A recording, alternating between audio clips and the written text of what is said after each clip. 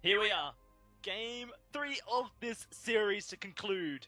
Hammer's Velocity versus Gankstars Sirius. Winner proceeds. Wow, that was a hard word. A hard word. Proceeds to day 2 of games, and a flicker for Gankstars to come in. The Gank squad going to be true.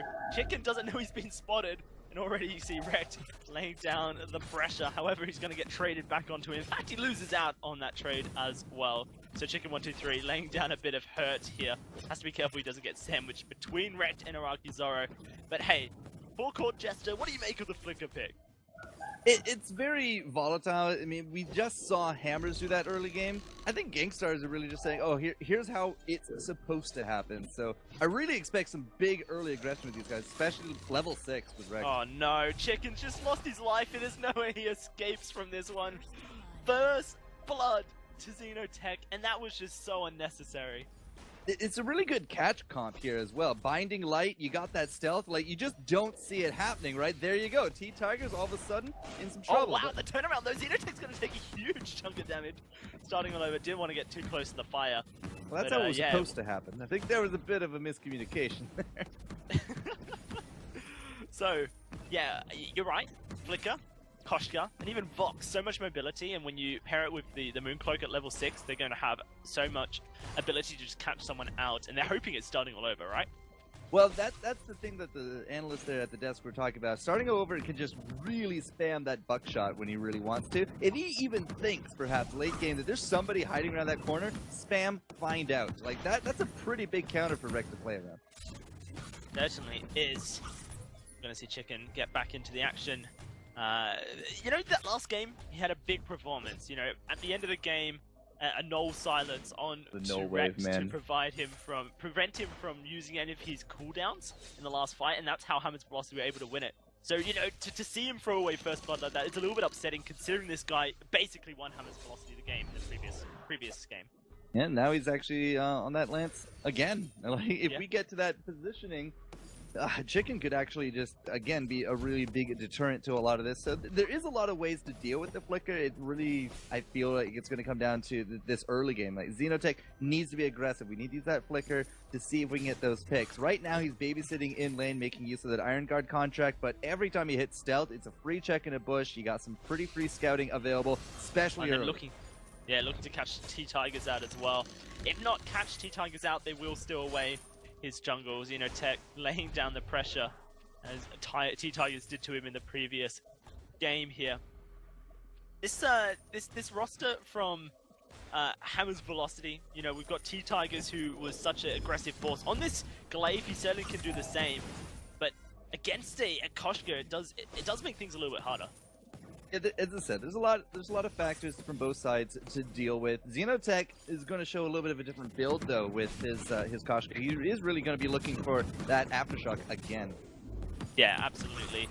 Building towards that burst of damage that comes from it as well.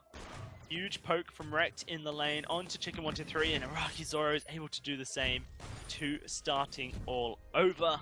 This game, starting all over, not able to get a free run in the CS lane, and oh gosh, T-Tigers once more caught out, has to use that afterburn defensively to escape. Thankfully for them, they're laying down damage onto Araki Zoro. Yeah, they are. Without the flicker, makes things hard. In fact, Rekt's caught as well, as Chicken tries to lay down some hurt. Hammer's Velocity, figuring out that Gankstars Sirius is just playing hella aggressive, are starting to try and set up traps. Dino's burst just went through the wall right now. Like, he can really just start laying into somebody. He might even actually be able to grab starting over. We don't have a fountain yet from Chicken. Coming up from behind, he's definitely looking for the kill. There it is, but afterburn knocks him away. Rekt looking to get onto Chicken here. Chicken able to dodge away from the stun, but Xenotech's going further. He's looking for the kill, not quite able to find it. And is able to get away for now. In fact, T-Tigers wants to chase him through the jungle, stop him from getting this crown, but Yummy Catnip Frenzy, it's available now for the kitty cat. Has to be respectful of that ultimate, and so you will see T-Tigers back away. Alright, yeah, level 6 is a big threat. In fact, he's the only level 6 right now. There it is, T-Tigers! There it is, straight onto him. They're going to just try and CC lock him. Oh, the CC for days, and that's an easy kill. Going over to Xenotech, nothing that he could do. Just CC after CC, And you're going to have to respect that Big damage. items. Now jumping onto starting all over, he could just go down as well. In fact, he will. No problems there. The fountain just to make sure. That's a third kill on Gankstars Sirius. The early game aggression. 3 kills, 5 minutes. It's not the bloodthirstiest we've ever seen, but Xeno has really been able to find a lot of these targets. Into a broken myth would be my bet.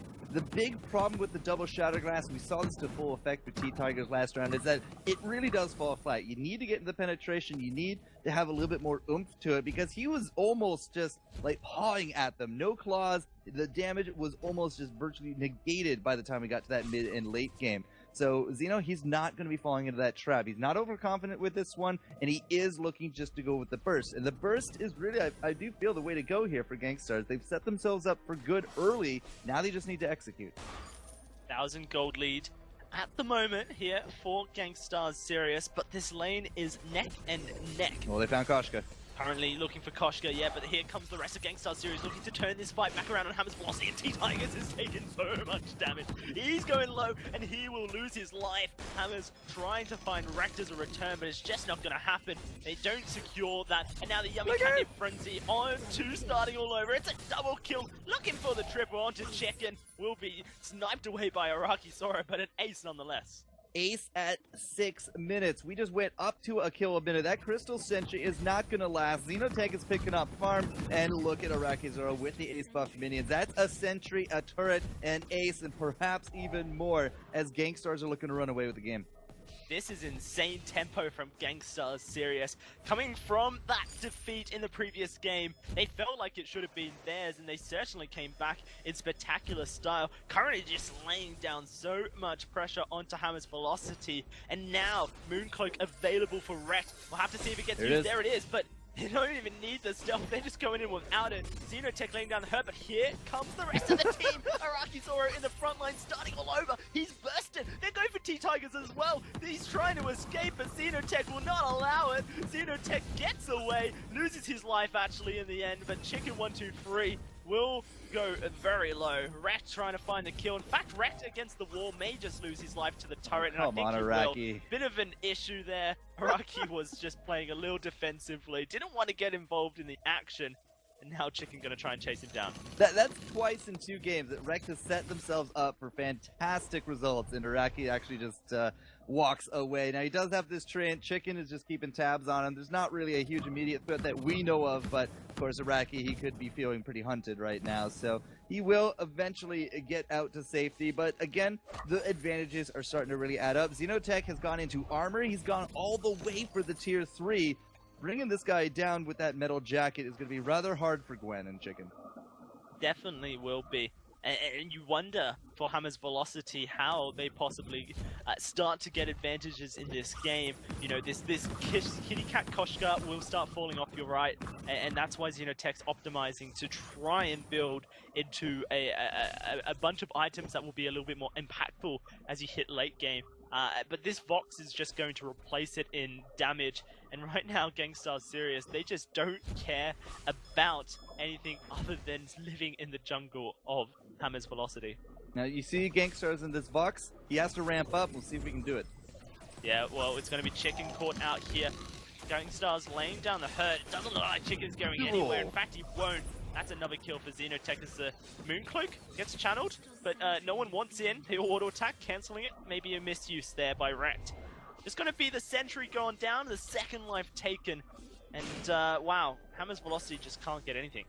No, they're getting denied pretty heavily. The Sentry down. It's a little bit of a boost here to Gankstars, but Araki not opting into a Sorrow Blade, is looking for his double monocle. Starting all over, did go for the Sorrow Blade early on, which I think is actually the better of the positions here, considering how much more of a back foot and how fleeting these fights are for them, but has now picked up into the second item here as well. Starting all over needs to really kick in sometime soon. Like, that's what happened with the Baron. That's how Gankstars are able to hold on and then take control of the matchup.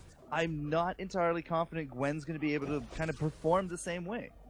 Thankfully for him, he's keeping up in CS, as Arakizora has been kind of joining the gank squad that is Gankstars at the moment and marching around the map. So CS-wise, the Gwen is there, but you are right. Gwen, this isn't as much of a hyper carry as Baron is when you hit the late game. In fact, you probably argue that Vox was going to hit harder with the double monocles breaking point build that is being purchased right now for Hiraki Zoro. Oh, they're going. Yeah, they're looking for it once more. This time they won't be able to find anything just yet. Crystal Sentry is going low and goes down. That's Wait it. for it He's used to confirm it. That's it eliminated. 10 minutes. No more Crystal Sentry for Hammer's Velocity. Well, they just lost a lot of defensive power in that jungle. This is, well, Gankstars has basically been living in it anyways. They don't really have the deed anymore. It's just kind of come down to the lane farm. Starting over is the only one keeping up. If you look at just Xenotech by himself, Xeno versus T-Tigers is almost a factor of 2 to 1 when it comes to the farm. Absolutely. And it's a downhill slope that Hammers are currently sitting on. Not able to find gold from their jungle, it's been stolen away. Only the lane is, useful to them. A Shadow Glass now purchased for Xenotech. This Koshka gonna start hurting even more. But it's a decision to not go for the broken mid. And I'm not entirely too sure if we're going to get to a point where Xenotech regrets that. But if he doesn't get any kind of penetration and we stock up here, Velocity might be able to outlast. Yeah, well, it's a Mooncloak to knock them in. Good call to knock back the Talakite, but it doesn't matter. Starting all over is locked down. Bouncing to try and keep his Gwen alive, but he's losing all his HP, and that's Xenotech diving on in. 2 kills for Gankstars, and Chicken trying his best to run away. Everyone under the turret diving, but there's no way they catch Chickens here. In fact, they're going to take Wrecked for it, and Xenotech goes as well. Ooh-wee!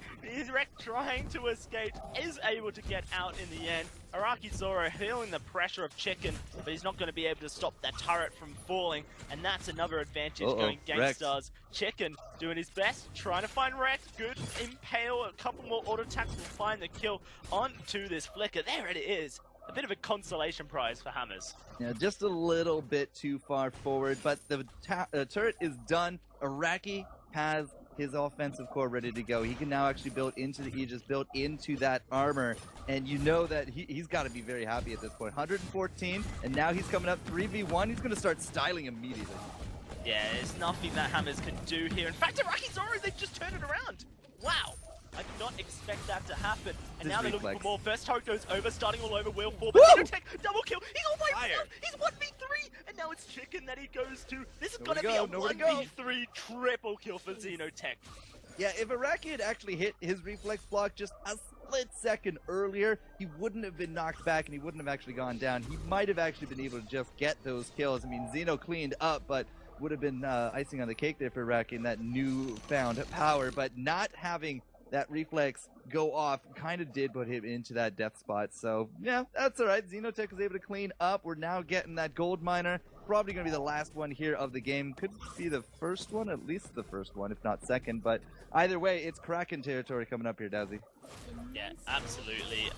1.5 minutes oh left. My goodness! And they're just going even more. Nothing that you can do. That's another kill for Xenotech. T-Tiger's down. This kitty cat doesn't stop. He's looking for his 3rd triple kill, and he might just find it. No, once more snagged by Hiraki Zoro.